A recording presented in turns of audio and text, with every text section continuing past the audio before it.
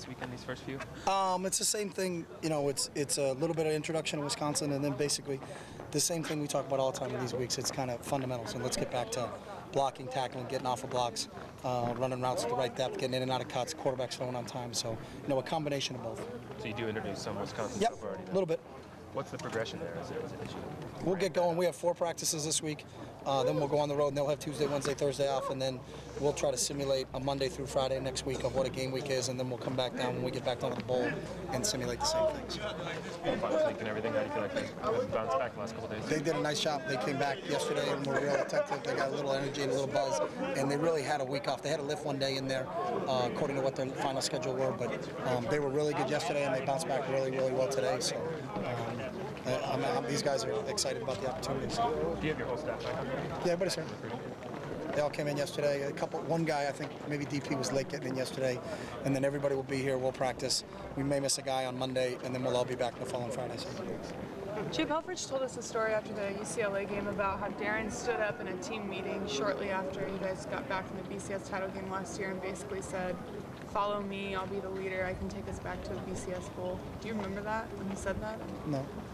Well, can you talk about, has he grown a lot as a leader this year, do you think? Yeah, I think Darren's grown as a leader, and for us it's about your actions every day, both on and off the field, and he's the first kid out on the practice field, what he does when he's in the weight room, all of those things are, back up more than what words do, because anybody can say whatever they want, but, you got to be the guy doing it, and he's been the guy doing it, and our guys watch him on film, they watch him get hit, they watch how tough he is, they watch what he bounces back from, how he handled, being banged up there for the middle of the season and missing a game and a half.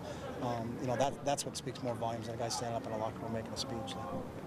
Chip, now that you've had a opportunity to look at the film of Wisconsin, how do you evaluate them? Really good football team.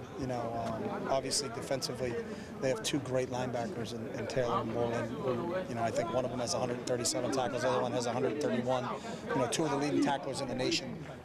They're very sound, very fundamentally sound.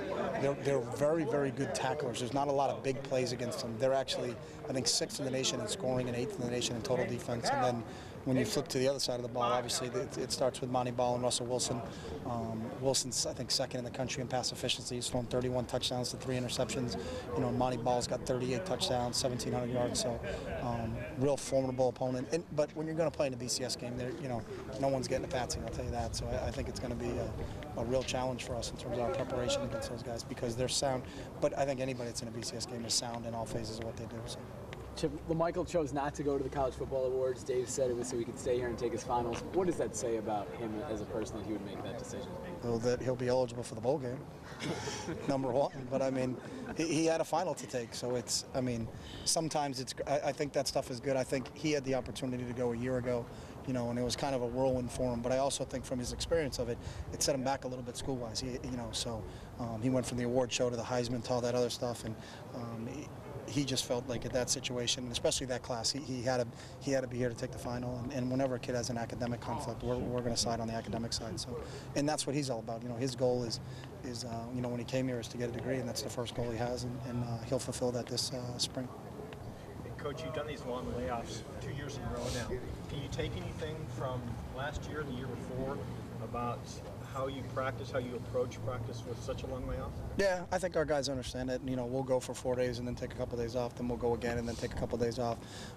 I think it's important that our kids get a chance to get home and spend time with their families on the holidays, which the schedule falls in that way. And we have a schedule built, and we build it every May for where we're going. So whether we were going to go to the New Mexico Bowl or the Rose Bowl, depending on when the game's played. So the one thing that's beneficial about playing in the January games is that your kids get Christmas at home. But if you were playing in the Holiday Bowl or the Alamo Bowl, you're going to have to spend Christmas at the bowl site because it's 2 or 3 days before the game. So I think we got a schedule that fits. We're not going to run the guys into the ground, but we're going to get good work, and then they're going to get 3 days off. Then we're going to come back and work, and they're going to get 4 days off, and then it's game week. So our guys understand it. We got 18 kids that are back from that played 2 years ago in the game, and then we got probably 40 or 50 that played last year. So they're teaching the younger guys how to do it. So.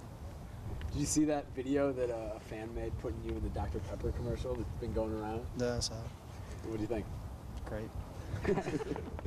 Any new sponsorships for you? Yeah, I'm like a NASCAR guy. I'm going to go out on the Rose Bowl, I'll have patches all over me.